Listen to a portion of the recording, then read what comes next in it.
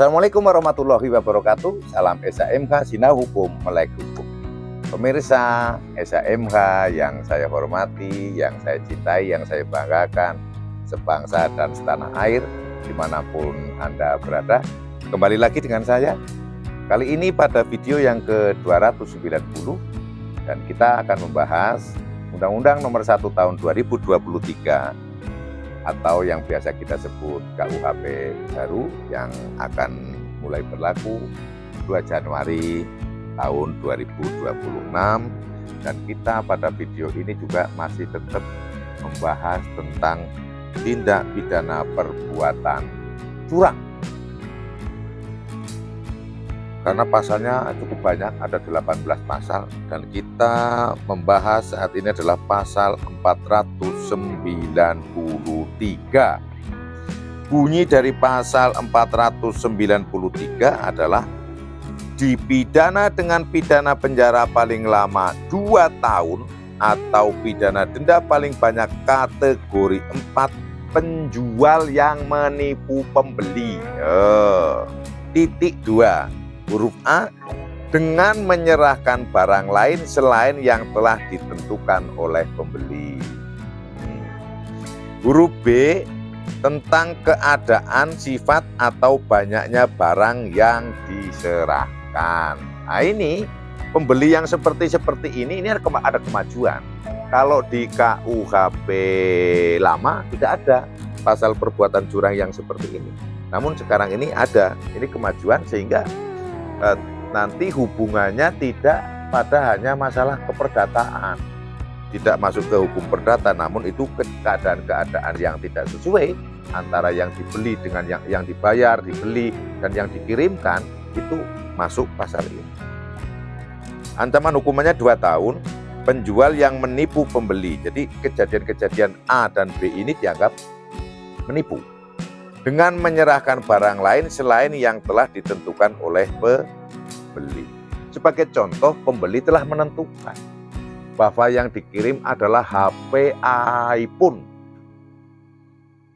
Kemudian dikirimkanlah, misalnya ini pembeliannya itu online ya, ternyata yang dikirim adalah HP Samsung. Nah, seperti itu menipu, padahal pembeli udah bayar. Yang dikirim ternyata HP-nya mereknya Samsung gitu kan. Nah, itu termasuk penipuan. Karena apa? Yang sudah ditentukan adalah iPhone, tapi malah yang dikirimnya HP Samsung. Nah, seperti itu. Kemudian yang mirip-mirip itu misalnya sepeda motor. Beli sepeda motor di dealer, sama-sama mereknya merek misalnya Honda. Honda apa ya? Honda Vario katakanlah. Sama, sudah ditentukan Honda Vario sama Honda Vario, warnanya sama-sama hitam misalnya. Yang ini, tapi yang dikirim adalah Honda Vario, warnanya juga hitam, tapi yang itu termasuk penipuan. Termasuk penipuan, karena apa?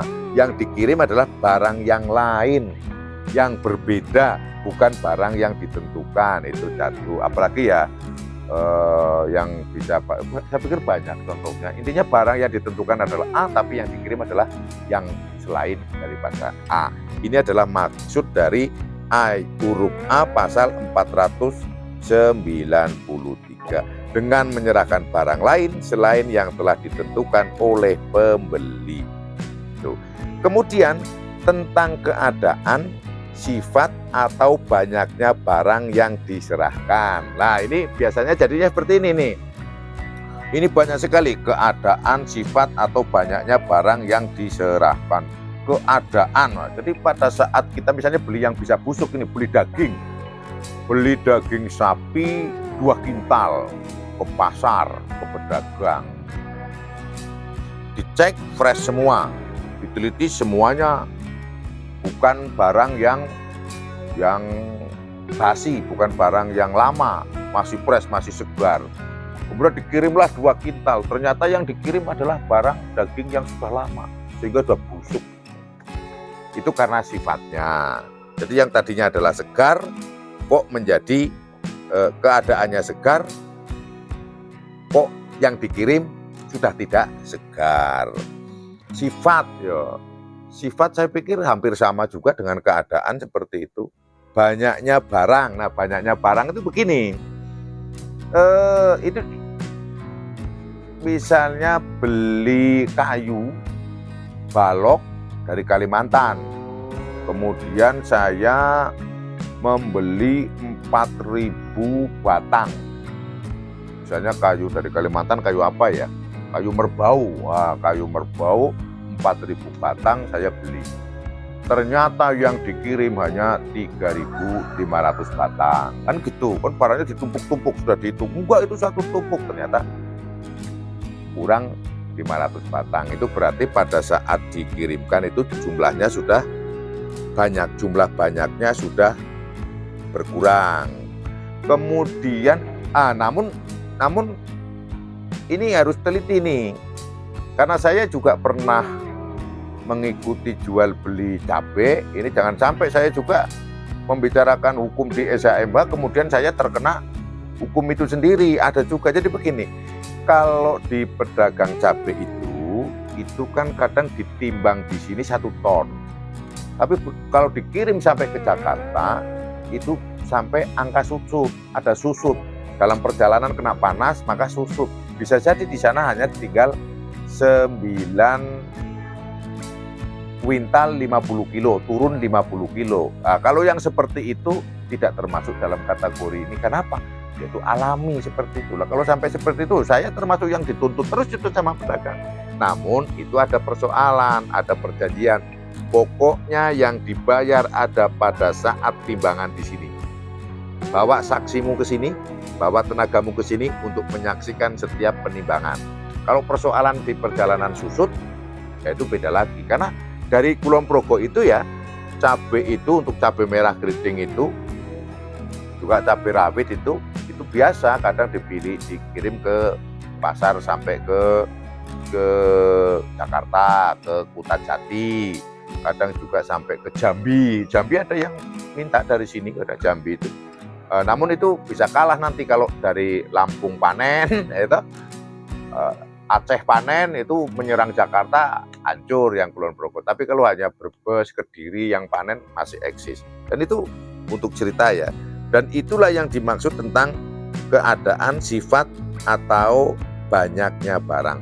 Banyaknya barang itu bisa jadi karena jumlah batang per batang, PCS, atau jumlah barang banyaknya karena beratnya, kan seperti itu. Kemudian karena keadaan dan sifat ya sudah seperti yang saya sampaikan, bahwa yang dibeli adalah segar, daging segar, ternyata yang dikirimkan daging yang sudah tidak segar. Dan ini diatur di dalam pasal 493, yaitu tentang pedagang penjual yang menipu pembeli. Jadi secara singkat pasal 493 KUHP adalah mengatur tentang penjual yang menipu pembeli. Itu yang bisa saya sampaikan pada video ke-290. Apabila ada salah yang saya katakan, yang saya sampaikan, mohon dimaafkan dan dimaklumi. Dan semoga bermanfaat. Terima kasih sudah menonton video Sinau Hukum, Melek Hukum. Terima kasih bagi yang sudah subscribe, bagi yang belum dan sudah menonton ini, dimohon dengan sangat dan hormat untuk subscribe dan nyalakan notifikasi, karena channel SHMH masih akan terus membahas KUHP baru sampai ke pasal 624. Salam SHMH, Sinau Hukum, Melek Hukum.